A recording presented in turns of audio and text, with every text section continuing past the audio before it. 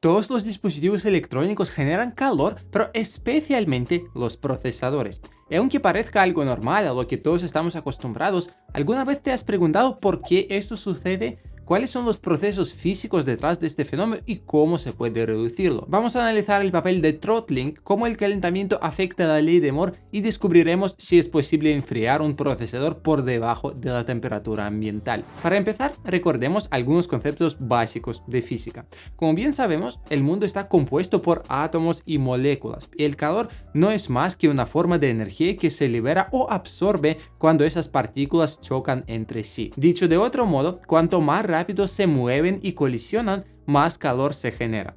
Un buen ejemplo de este fenómeno es la fricción. Si frotamos nuestras manos, sentimos calor porque literalmente estamos acelerando y haciendo chocar las partículas de piel.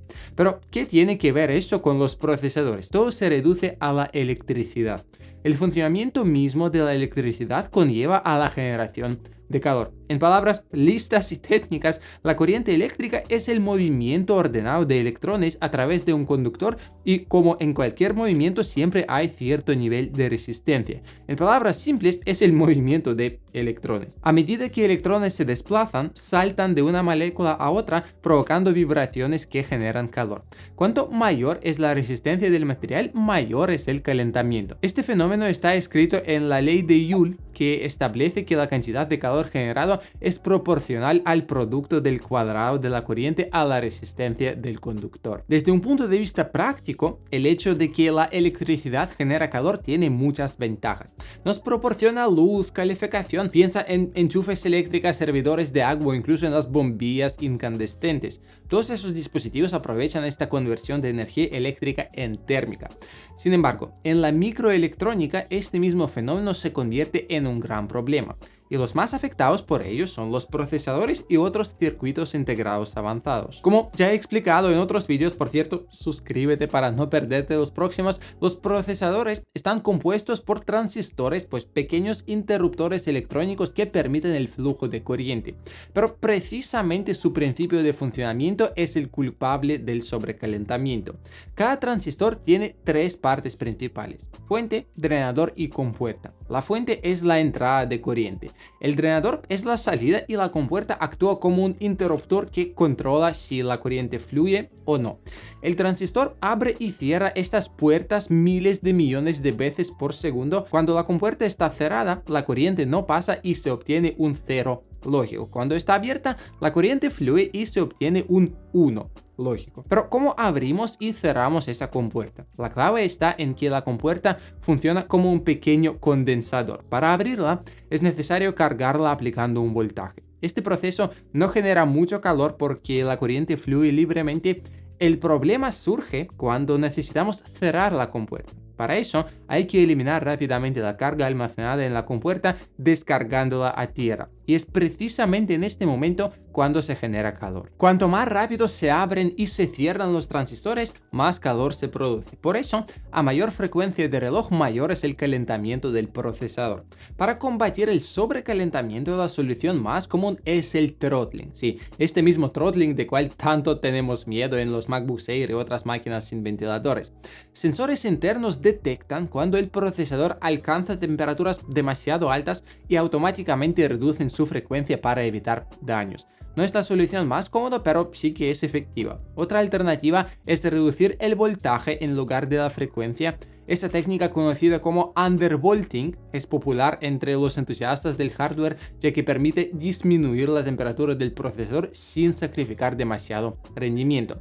En resumen, el calentamiento de los procesadores es una consecuencia inevitable del funcionamiento de la electricidad a nivel microscópico. Sin embargo, gracias a técnicas como el throttling y el undervolting, podemos minimizar sus efectos y seguir disfrutando de un alto rendimiento sin comprometer la estabilidad de nuestros dispositivos. El calentamiento causado por la conmutación de los transistores se conoce como fuente de calor dinámica, ya que depende directamente de la frecuencia con la que estos cambian de estado. Pero eso no es todo, porque también existe una fuente de calor estática, es decir, un calentamiento constante. Pues, ¿a qué se debe eso? Incluso cuando un transistor está apagado, sigue recibiendo electricidad. Antes eso no suponía un problema, pero a medida que los transistores se han vuelto más pequeños, la distancia entre el drenador y la fuente se ha reducido tanto y las compuertas se han vuelto tan delgadas que los electrones pueden filtrarse, incluso cuando la compuerta está cerrada.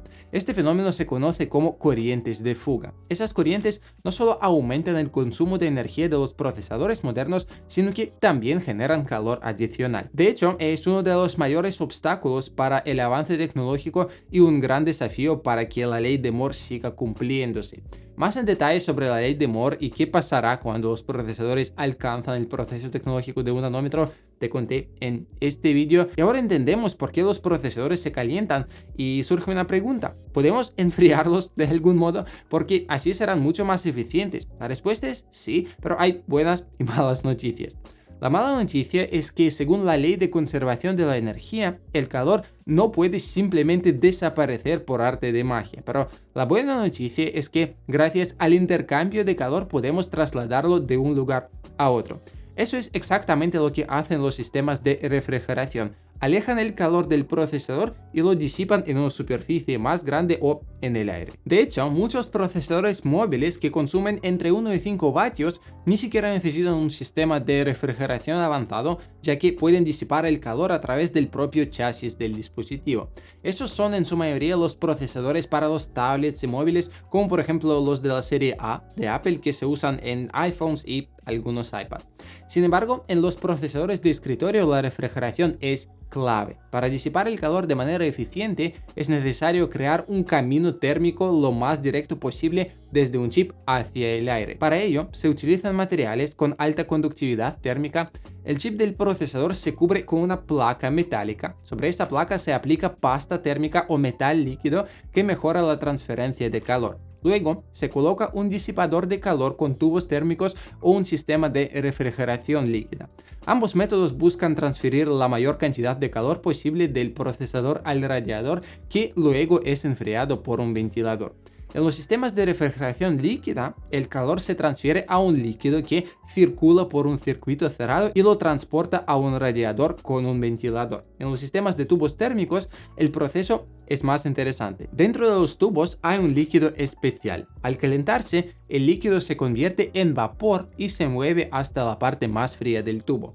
Ahí, el vapor se condensa y vuelve a estado líquido, transfiriendo calor en el proceso. La gravedad o el efecto capilar hacen que el líquido vuelva a la parte caliente, repitiendo este ciclo. En computadoras de escritorio con espacio suficiente y mayor presupuesto se suele usar refrigeración líquida, pero para un portátil es una opción bastante extraña, pues refrigeración líquida se parece casi a la refrigeración del motor de combustión interna del coche, pero un portátil no tiene mucho que ver con un coche, ¿vale? En portátiles, los tubos térmicos son la mejor opción ya que ocupan menos espacio. Esos tubos se hacen de diferentes materiales que transmiten bien el calor, pero en todo caso, los procesadores siguen funcionando a temperaturas superiores a la del ambiente.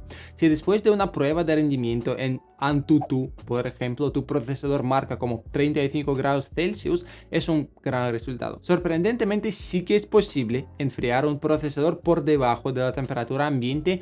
Existe una tecnología llamada refrigeración termoeléctrica basada en efecto Peltier.